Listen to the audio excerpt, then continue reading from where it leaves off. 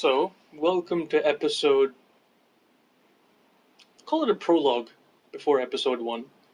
This is an introduction to our newest podcast to grace the internet, or it will once this is uploaded. If anybody ever does listen to what we have to say.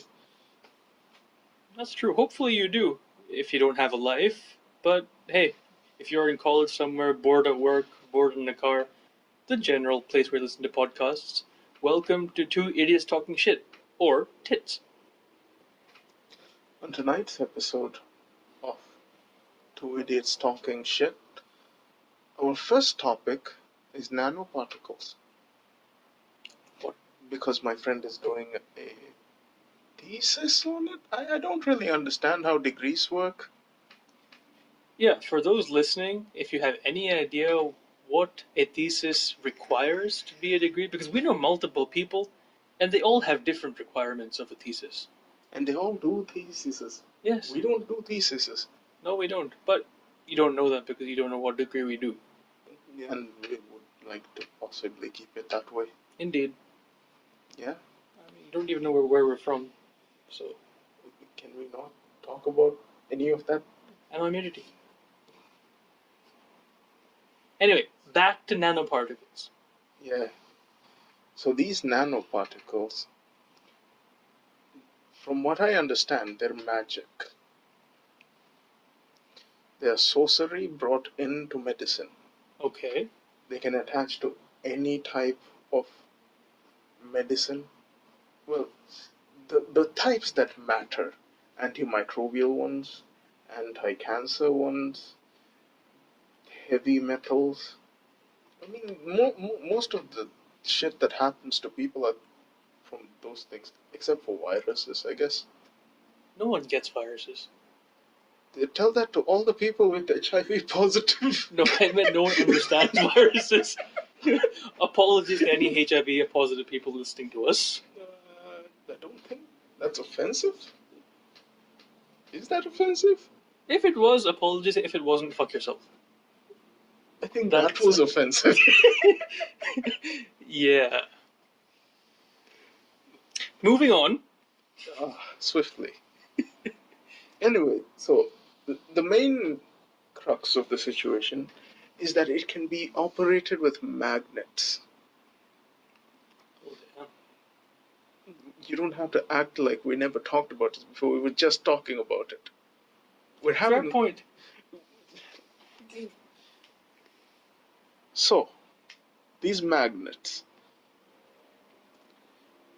This evolved into a conversation about putting magnets in your fingers.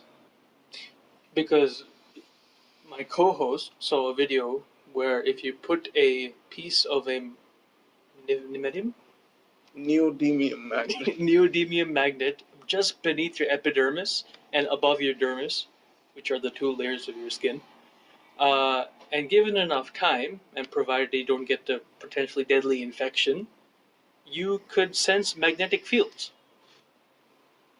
Yeah, and it makes sense.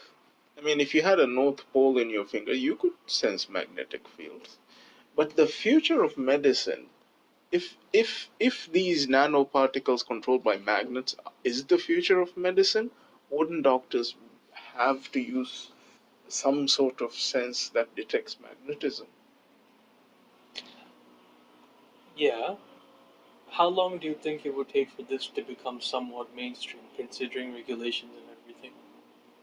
Honestly, I don't fucking know. But this could combat the antibiotic resistance problem. Yeah, it could, and it would be very fucking targeted, man. Yeah. Goodbye, MRSA. I was thinking, if you put the magnets inside a glove, Okay. a glove that you put in backwards, from a wrist to fingertip, yeah, and you had little plasticky inserts in your fingertips, which you could open up and then shove the tips of the magnets in. If you had enough training with the magnet tips inside those little plastic things, eventually you would be able to feel magnets. And that's just a detachable piece of metal now, so you can use it within you can go into MRI rooms. That is true, eliminating the risk of both infection and ripping it out of your skin. Yeah. Alright. Have any of you guys tried this before? If so, let us know. Or if you're interested in finding out, I mean, at some point there may be human clinical trials. Sign up. Yeah. Worst thing that could happen to you, you are now a magnetic man. A Magneto of the 21st century. Except instead of producing magnetic forces, you get affected by them. So if you do go to the North Pole, watch out. You can never leave. Wait. There is magnetism in the Earth, right? Yeah. And the North Pole, well, isn't the North Pole the magnetic south? Yes. So if you went to the South Pole, You mean the South Pole or the magnetic the South Pole? the magnetic north. Okay. If you went there, right, and you got in, you had some sort of foil that was reactive to magnets, magnetic fields. Would you float up into space? So two theories. One, where we get flung off into space. So for that to happen, magnetic repulsion would have to be stronger than gravity. No. What if we had a material that amplified the magnetic force? More than your gravitational attraction? Yeah. Possible. On the flip side, what if you're just stuck there and can never leave? In sheets of metal, so you would die really fast. I mean, if any of you want to try it, please go ahead. Let us know what happens. If we don't hear from you, we'll just assume it's not a thing. Yeah. Or, last ditch scenario, we ask Elon Musk to try it out. He did kill Fortnite. He did. Which, by the way, congratulations! It's dead. And you're no longer virgins. You're no longer virgins. Welcome. Welcome? I don't know. It's not a club.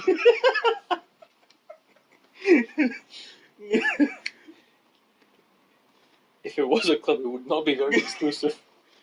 Yeah, I mean, half the world's population, right? Yeah.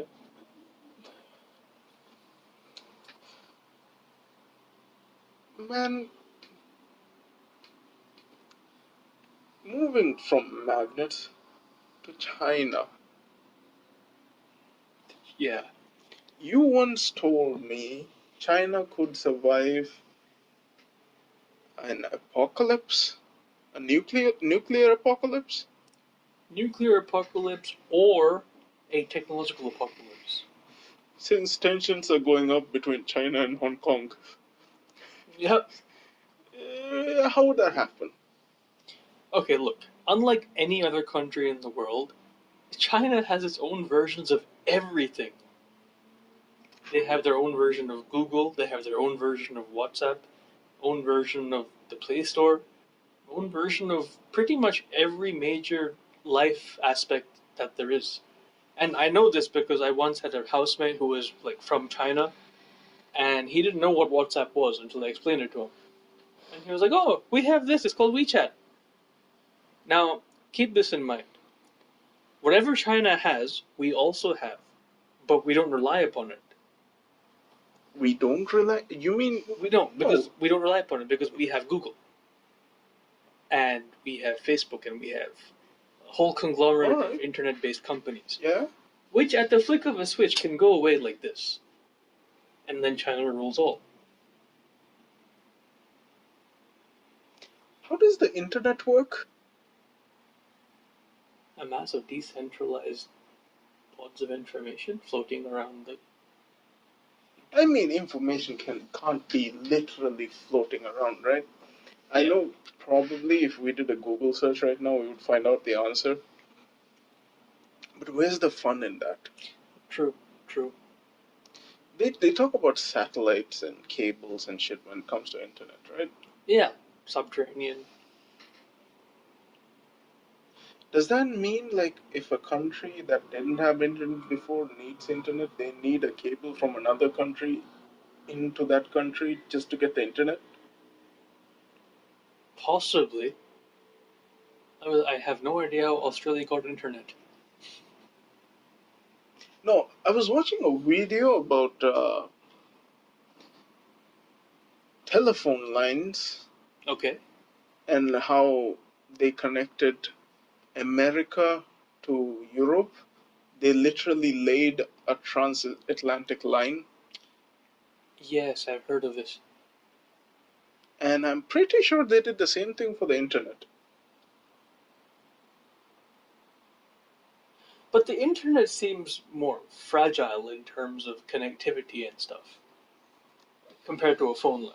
But technically, if you're using Ethernet, it does not feel like that. And before broadband, it was dial up, which required the phone lines, Oh yeah, which is where the whole thing started. yeah, true, true. Yeah. How does it work? Where does all that information go? Are there like hard drives of data? What about cloud? Is that what the How clouds does are for? cloud work? How can you store data in space? Is there like petabytes of hard drives up there? Are we storing data in data? How can you store? Where is the initial data coming from? Do clouds require physical storage somewhere? But I that would mean, defeat the purpose of a cloud. technically, it should though. Is that why when a cloud central server goes down, we get fucked? I mean, I don't use the cloud enough to know that. Has that happened to you? I just use Google mostly. Google servers never go down. Ever. Unless you're in China where Google doesn't exist. I mean, then they're permanently down. But even then, they're not down. You can still use a VPN to get it. Leaving that aside, If any of you are engineers of some sort, working at some company or something, or if you just have a harebrained theory on how the internet or clouds actually work, let us know. I'm much more interested in harebrained theories than the real situation because that's less interesting. So calling all people working at Google. Just give us some dumb ideas of how it works. Yep. And we'll spread the word. Don't worry. Yeah. If enough misinformation spreads around, it is the truth. Hashtag fake news. Hashtag Donald Trump. I don't know how he survived this long. Did you watch the new John Oliver clip? No.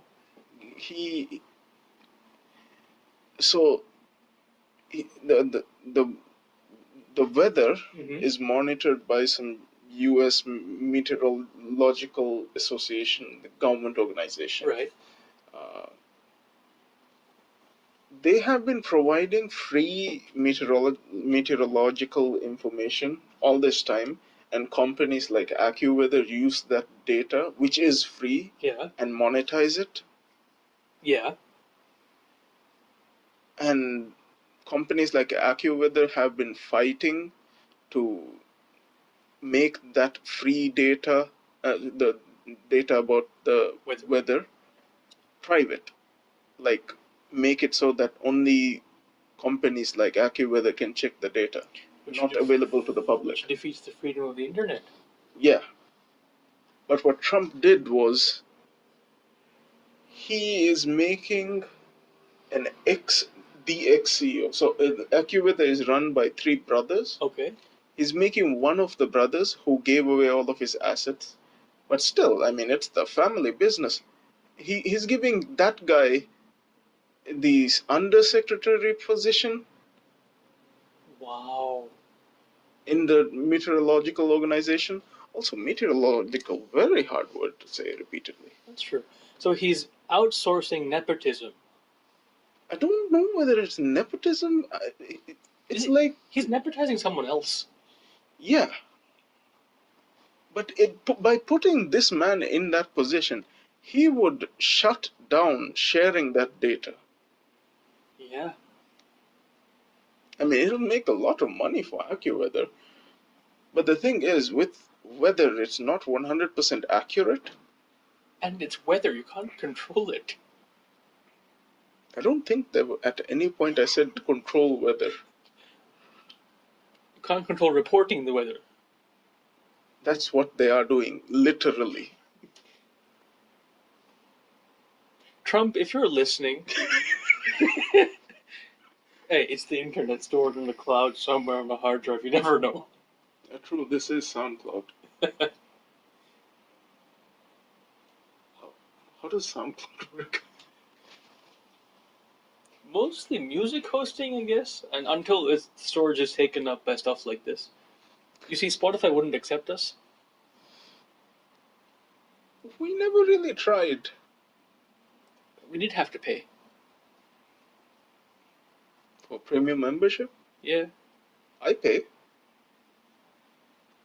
We'll see you on Spotify as well.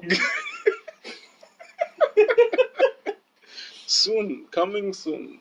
Coming soon. If anybody listens. To our one follower out there. Yeah, whoever you are. Why are you here? Yeah, were you searching for something else? Did you like our name? I'm pretty proud of our name. Yeah.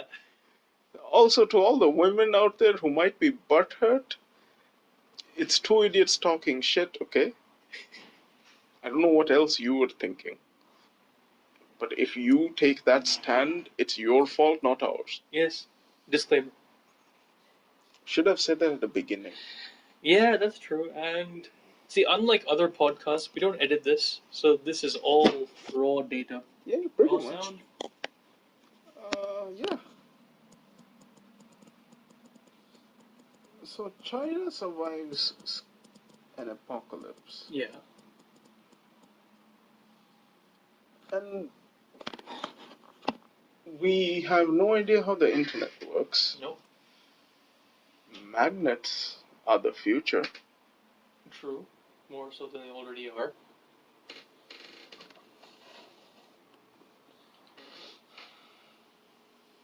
Shouldn't we be questioning the idea of existence? Existence is a broad topic because it means a different thing to a different person.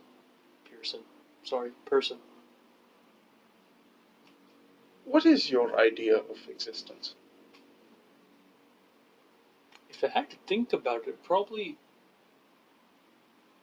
I think about it in two ways. One from the perspective of someone else, and one from a perspective of a being who's existing. For the someone else part, something comes into existence when you can see it, touch it, hear it, or talk about it, I guess. To an extent. On the other side of that, do you exist when you think, or do you exist when you just physically appear? Do you exist if nobody else knows that you exist? Which ties into my first point. You know you're there, but no one else does. True. Yeah, no, it's... Existence is a big topic. Yes, it is. I don't think... You know, I read something really nice the other day. Okay. If death was nothingness, Okay. why are we scared of it? Because we've already experienced it. But we don't remember it. No, that is nothingness. Fair point. You wouldn't remember nothingness because it's nothing. Also, I am referring to the nothingness before we were born. Yes, yeah, I know. I got that. So you think we'd be less scared of it if we did know what to expect? But we do know what to expect. If it is nothingness.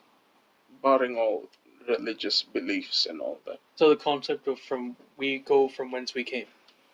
Yeah. Dust to Yeah. dust, ashes to ashes, Nothing to nothing. nothing to nothing. Would you be afraid?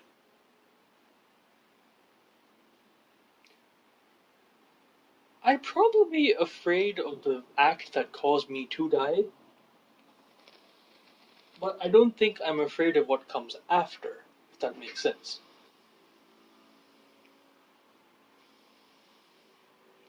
I guess that ties into the whole spirituality situation. Because True. if you believe in an afterlife or Rebirth, rebirth, you would worry a lot about what comes after. that is true.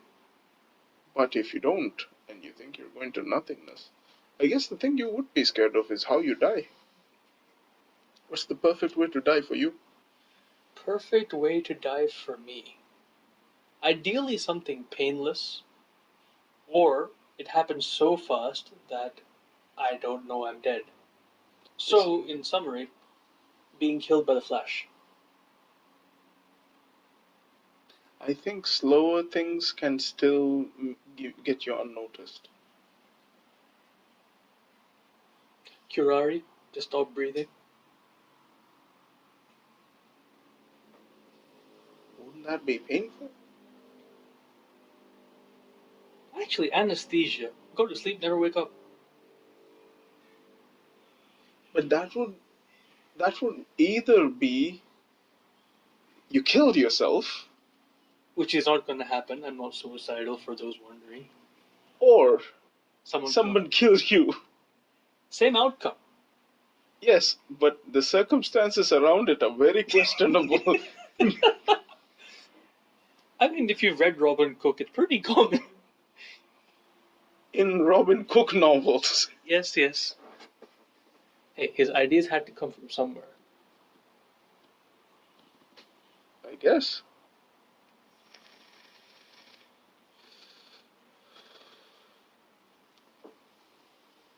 That aside, though, if you guys have any theories on how you would die, let us know. Note to all you guys, not how you would kill someone else, how you personally would prefer to die. I think how to kill someone in the perfect manner is pretty noted. At this point, I'm just baffled by people who get caught. We have technology.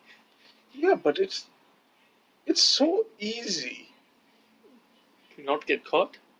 to not leave evidence. Hypothetically. To those listening, if you don't hear my voice in the next session, who am I kidding? You don't know where we are. I'm dead. Moving on.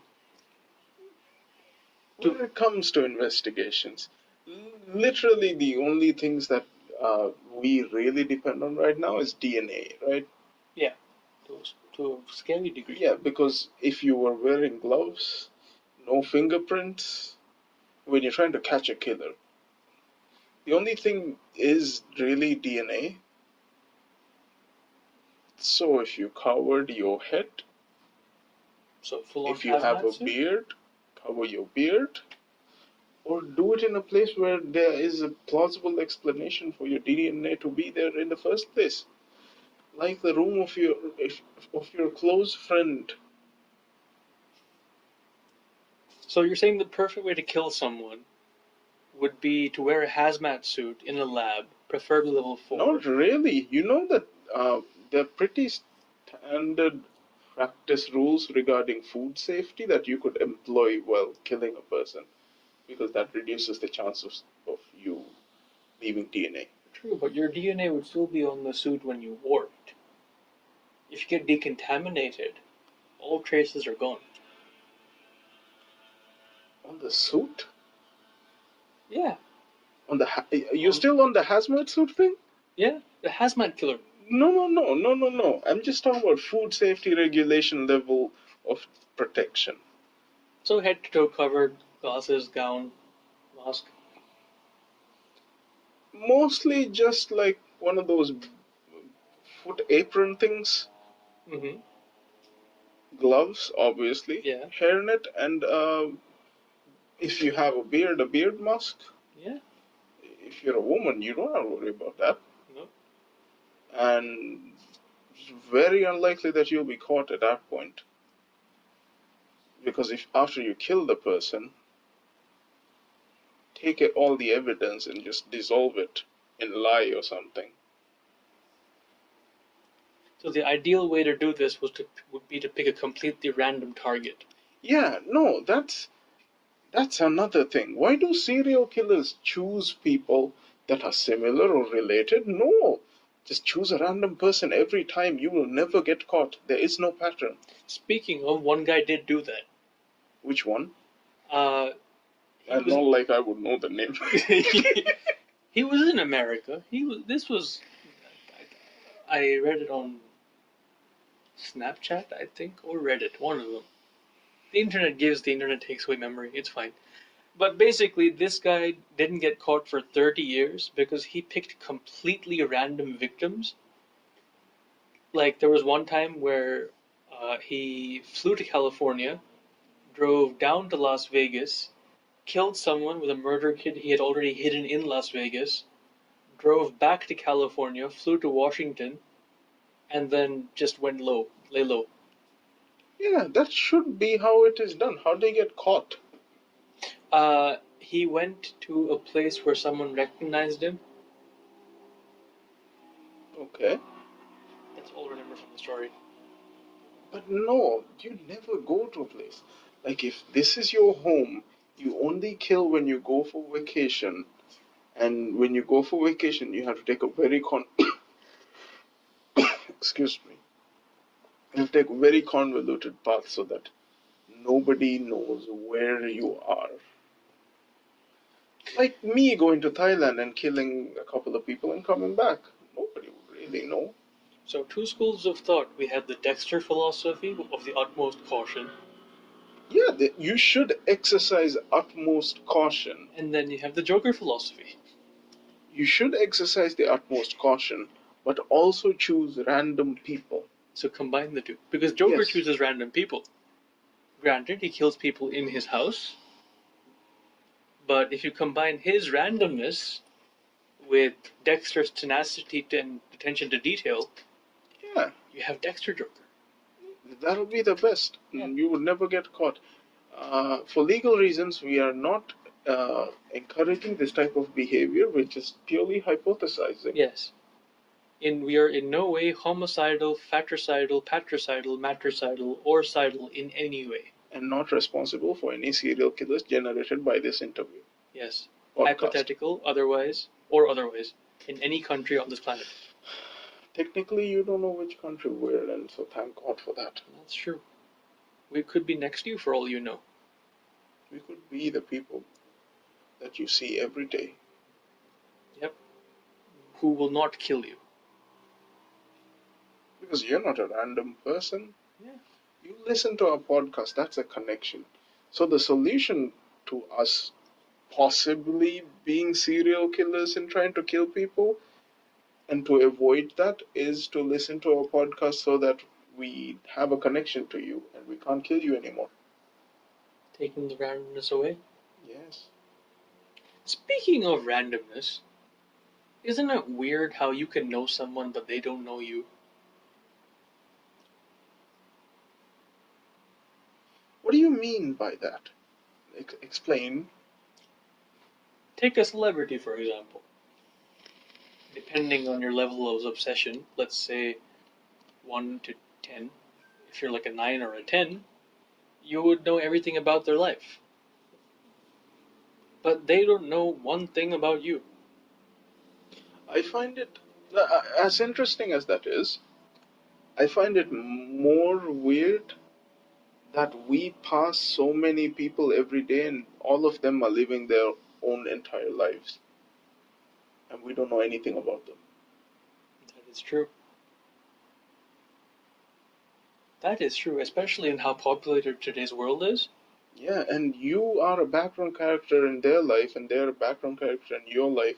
Yeah. You've never had an interaction before, but they have their own hopes, loves, dreams, and unhappinesses. Which could align with yours for all you know. Yeah? And you never talk to them. Well, you wouldn't. I might. You'd never talk to them if you're normal. We're talking about a man who expresses no outward emotional responses to anything. I do, but they're very internalized. Keyword outward. I would reveal more things, but that would reveal where he's from, so no. Yeah. I don't really know how it would, but okay. Yes. Yes, I come from a people from the Amazon. We have a strict code of no expressions. And no, he didn't start the fire. Yeah, that was the monkeys. Yeah, smart monkeys. They finally learned how to make fire, and what do they do with their first act of big brain time? Arson their home. Yes, burn their home down. This is the equivalent of shooting yourself in the foot to win a match. A football match. Or a soccer match. That's true too. Different countries call the same game different names. No, I was talking about the two different games. Ah. Except for cricket. Cricket is universally boring. Yeah. Except for 2020. That's kind of interesting. I mean, to you. True. Even when I try to watch cricket, I just find it so dull. You know what's more boring? Tennis? No, tennis is fun. I don't know what they're saying. All the time they're calling for some love. There's no love between the two people who are playing tennis. But the intensity of the players' faces. No, I don't get it. I find it very dull. I mean, but if you listen to Maria Sharapova, you think she's giving birth. Who, by the way, is 6'2" tall?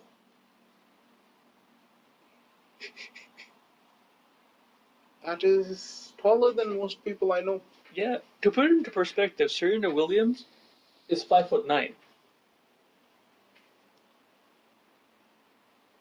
That's an appropriate height. Yeah, but you would think that she's taller than Maria Sharapova, wouldn't you?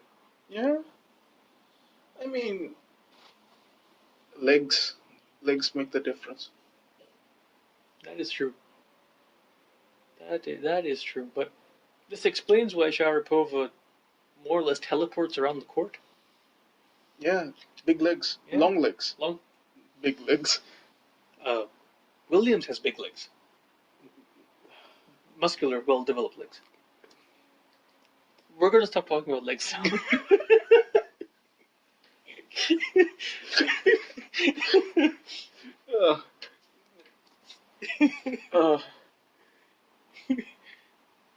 I don't know, man. I don't know about legs. But you know what I find really weird with the general population is the fact that they wear jewelry. What's the point? I often think of it as like birds or like I mean, peacocks. you're a man of jewelry. Different sense of the word jewelry. True, I do have some accoutrement. And I'm a man of jewelry. Indeed. Do watches come under jewelry? I think they come under accessories. But jewelries are technically accessories too. Right, but Like, all if this watch Hmm. had a bunch of diamonds in it, would it be jewelry? Or an accessory? An accessory. See, all jewelry are accessories, but not all accessories are jewelry. Then what else is an accessory?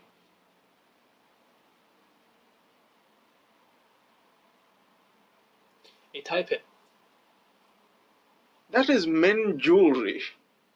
Literally, there are two classes of jewelry in my book. There's women jewelry, the traditional type of jewelry, and then there's men jewelry. We just like to call it another name, but if we get down to it, both of them are for vanity or to make yourself feel good, and it serves the same purpose of utter uselessness. I mean, in In the grand utility. scheme of things. In utility. Yes. Disregard all emotional connections to Get jewelry. in the way. But it is just men jewelry. Tie pins, cufflinks, watches, It's true. uh, even sunglasses. Like at a certain point, it is a practical thing to have have a pair of sunglasses. But when you reach that point where you're buying $3,000 Ray-Bans, isn't that jewelry at that point? Aren't you just showing off your bling? I would think so, yeah. So what's the point?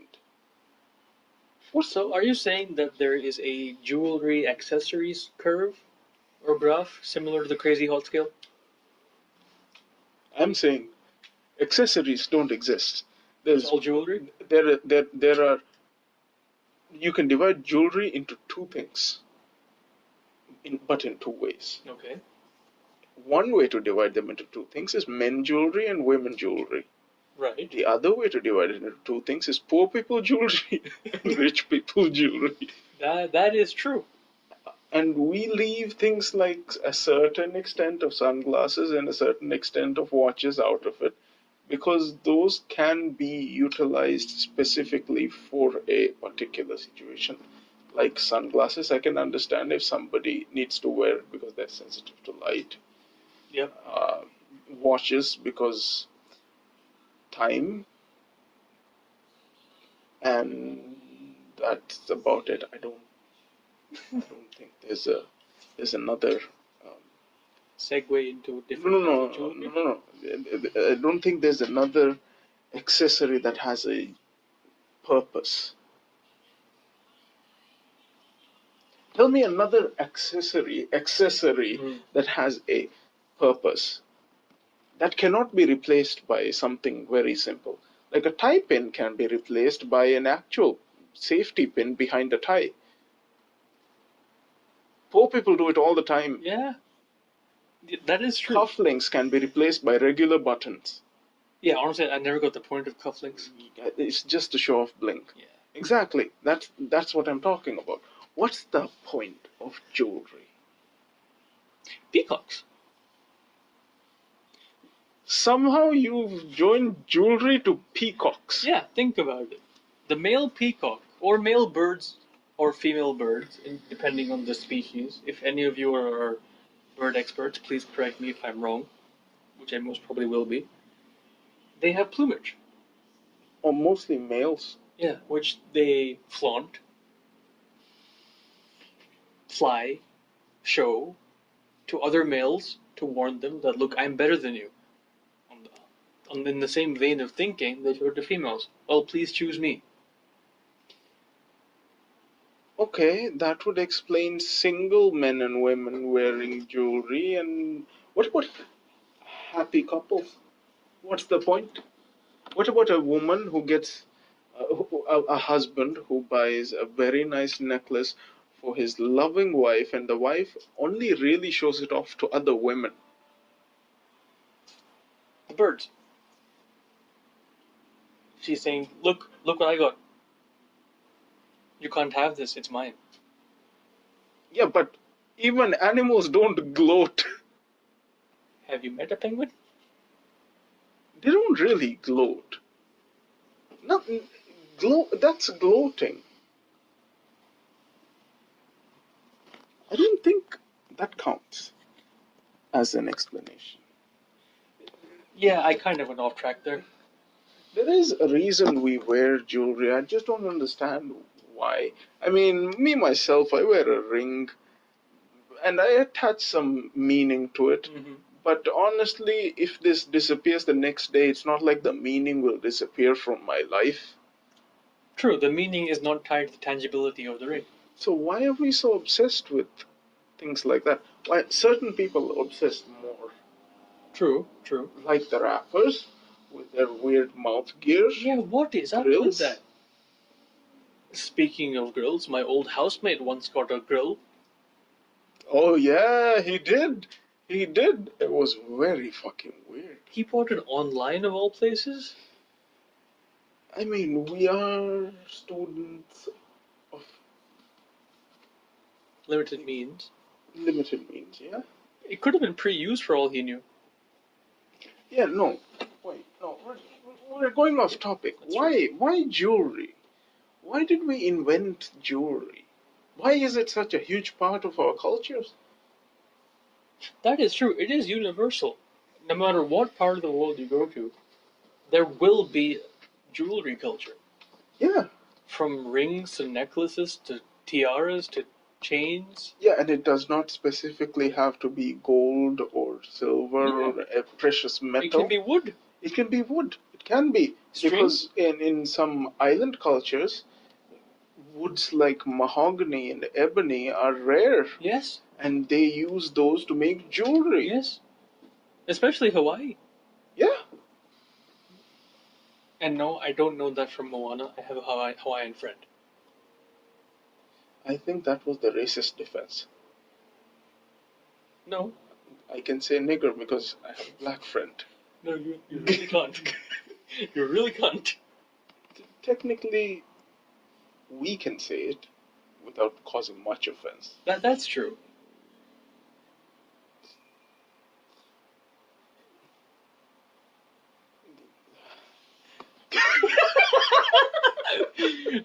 to those listening, we just heard a cartoon explosion from outside our place of podcasting. I think it's surprisingly well soundproofed. From inside to outside. Yeah, for what it is. Yes. Very much so. I'll never understand jewelry. If any of you do have like a link or something that I can, no, not any of you, the one guy who is listening. if you do listen, if you have any link or anything that can show me what it is, I'm genuinely interested. Yeah. I was joking about all the other things, but this one I'm genuinely interested in why jewelry exists. Yeah, come through. Like, some people want the answer to life. We don't want any of that. We just want the answer to why jewelry exists. Yeah, because we already have the answer to life. Yeah, 42. Not that one, the other one. Ah. The important one. You know, the one that everybody wants? That's true. It's very simple once you realize it. Yeah. Nobody really understands what it is, mainly because they're overthinking it. True. True. Yeah.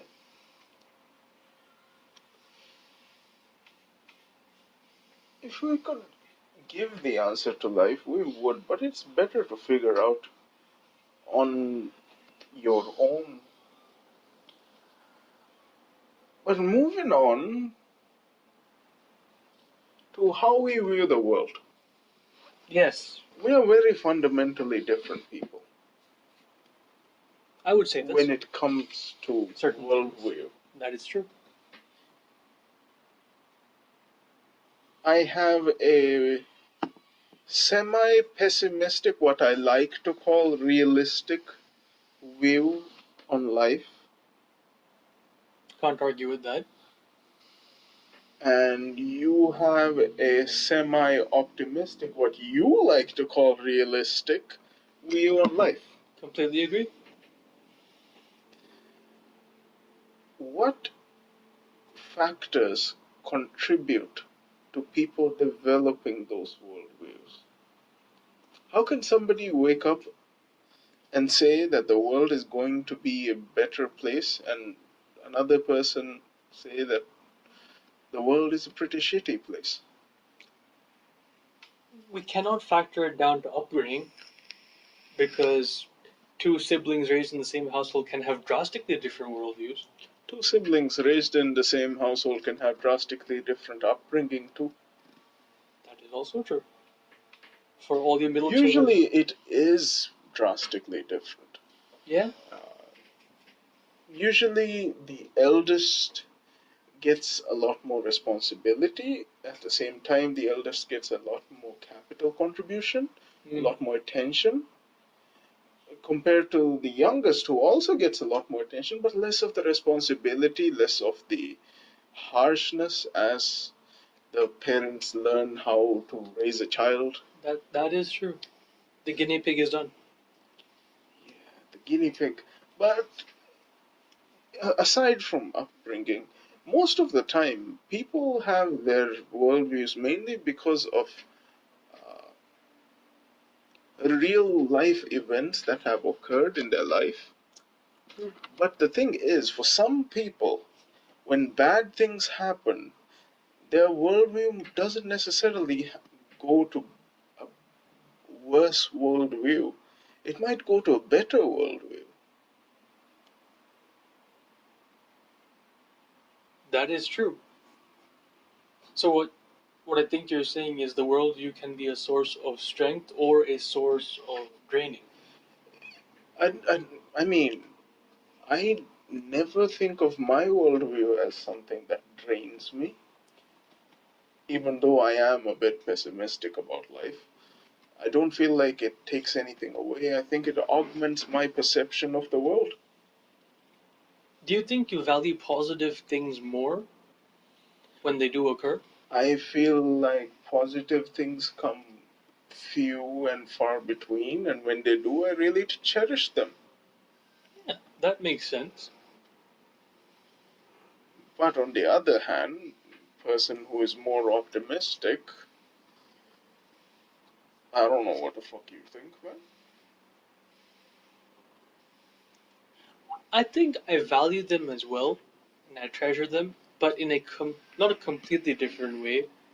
Maybe a slightly different way to a person with a more pessimistic worldview. It depends. Like, okay, how about this? If you took two babies, not that we do this by the way, disclaimer once again, uh, and put them in a blank room and showed them the exact same sequences of images, videos, experiences, etc., all for 18 years, for example, would they have different worldviews?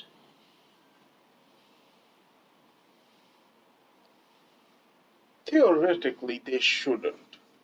True. Realistically, they might. Yeah. I think that rolls back to how everybody has a different way of thinking. Yeah. So, something that I perceive as negative, you might perceive as positive. And let's say we were the two babies in the scenario. Mm-hmm. What says that our perception is dictated on our experiences rather than something ingrained in us? Because of genes? Maybe genes, maybe it's just how souls work. Possibly. I mean, if souls exist. I think they do. Me too. Souls are interesting. Yeah. You know, I don't know where I even heard this, but some scientist, uh, he did an experiment where he weighed a body, he weighed a person as they died, Right. Yeah. You told me about this. and their weight decreased by a little bit. Yeah. Keep in mind this was an ultra sensitive piece of technology. Yeah, and maybe that was the soul leaving. Maybe he just had some death farts. Maybe the soul was leaving in the form of death fart. Maybe every death fart is a soul. Yeah. And if every death fart is a soul, I've released some souls in my life. Silent but deadly. No, loud and in charge. Extremely loud and incredibly close. uh, no, But going back to worldviews,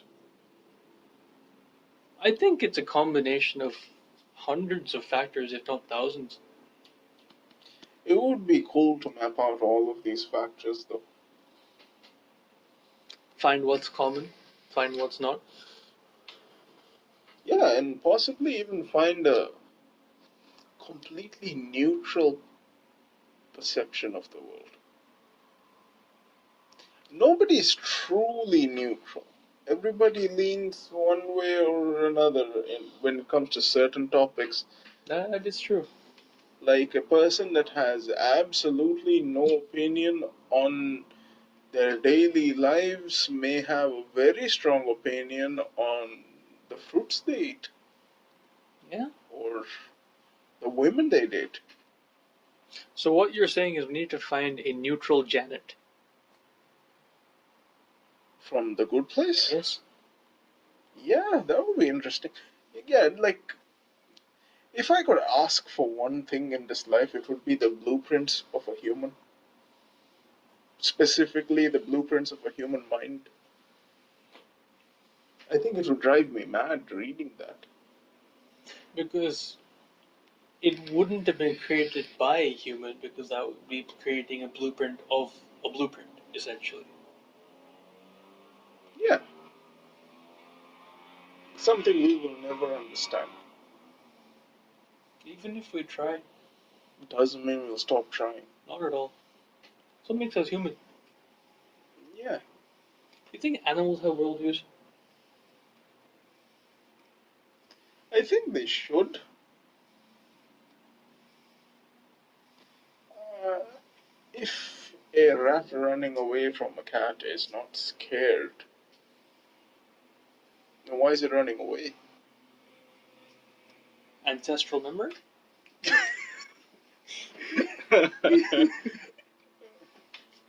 That would be pretty cool, though, passing on your memories through genes. Maybe one day it'll be possible. Not in the form of genes, but Yeah. storing away your memories in a little USB drive so that your great great great grandchild can come and plug in and see what it was like to live your life. Kind of ancestral VR, if you will. Yeah, that would be pretty cool. Yeah. I would love to see how my ancestors lived. And think of all the knowledge that wouldn't be lost. I think we're slowly reaching that point where knowledge is slowly being more assimilated and less of it is lost. I mean, if you're talking volume, obviously more of it is lost compared to the olden times where there was less in general. That's true. But a larger percentage of it is being saved in some form. Yes. But I don't think it will ever reach a point where no knowledge is lost.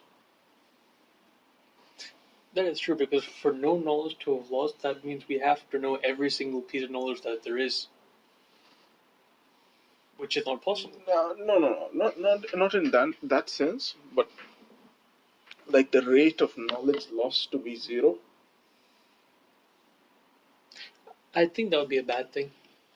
Yeah, too many secrets would get out. We have enough problems with secrets in daily life. That is true. That is very true. Yeah. You know what they say about secrets? It always comes out. Yeah. Why? Is that like a phenomenon? Did it become a phenomenon because people couldn't keep a secret for a long time and ended up blurting it out in some form or the other? Or did they do it because they heard that weird thing in the first place? Not necessarily, because speaking from personal experience, sometimes it doesn't depend on whether you tell somebody or not. Sometimes the circumstances just turn out in a way that it just comes out. We need to find a lawyer. To do what? Perspective on secrets. Their whole lives are confidentiality, not being able to breach it. Or a doctor? Doctors would be simpler, because doctors deal more on a one-to-one basis. Psychiatrists don't. That is true. Psychiatrists. Imagine the amount of mental fortitude it must take a psychiatrist to not tell a patient something which a previous patient told him, which could help this patient in his scenario. But he can't say anything. I don't think they don't say it. I just think that they put it in a different enough way that They still cover it can work. Fair point. Yeah. Like when your mother tells you not to bite your nails and you tell a little story to your children where there's a nail biting monster so that they don't bite their nails. You just modify the gist of the advice is still there, where your mother smacked you in the face versus you telling a story to your children. The method of delivery is different, but the end result Will be the same. will be the same. Yeah. Also, that was a very weird analogy. My mother never smacked me on the face for eating nails. That was one of my grandmother's, not even mine. It was an in-law's mother, and I don't know why she smacked me on the face, but it didn't stop me. I don't know why we talk about my personal life now. Well, that seems like a good place to end, being smacked on the face for biting your nails by a completely distant relative. Yeah. Anyway, That has been episode. you are the MVP, the Yeah. single person who's following our channel. Yeah, we don't know how you found us or why you found us, but if you could spread the word, we'd be grateful. Yeah, it'd be fun. I Yeah. mean, we're just doing this because we're bored. Yeah. We'd love to have you on as a guest. Yeah, let us know. At some point, maybe when we figure this thing out, we'll actually do something with it. Yeah. But for now, that has been prologue / episode 1 of Two Idiots Talking Shit. I'm Idiot 2. I'm Idiot 1. Until next time. Also, the idiot thing may be interchangeable because we have really bad memories and we forget. That is true. Technology for life.